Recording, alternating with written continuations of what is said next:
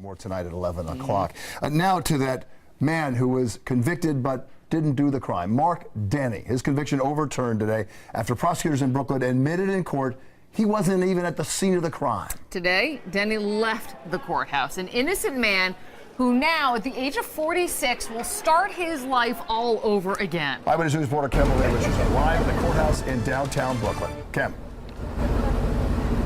Well, Bill, Mark Denny now has a clean record and will not face any of the restrictions that come along with being a convicted felon. For decades, he sat in a jail cell, always maintained his innocence. Tonight, he's with his family, relieved a wrong has finally been made right.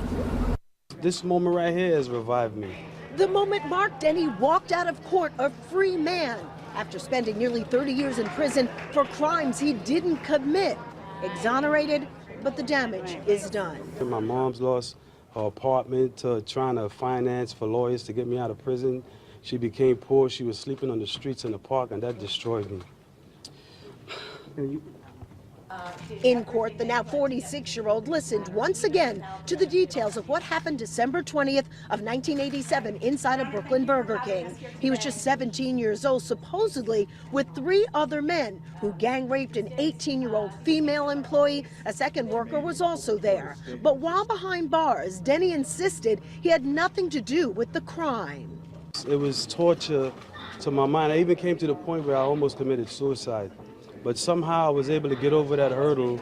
8 years ago, folks with the Innocence Project got involved, convinced the district attorney to take another look at the case. They found big problems. The co-defendants insisted Denny wasn't there. There was no DNA evidence. The male victim remembered just 3 suspects. The female victim wrongly ID'd Denny.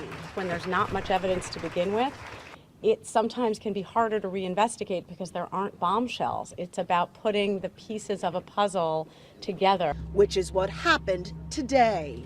This case was ripe with reasonable doubt from the very beginning. Is that we're training our prosecutors on the front end so that we won't have this continuing in the future. Elaine Denny tells me she didn't think this day would ever come. Thank God it is here. This is a glorious moment.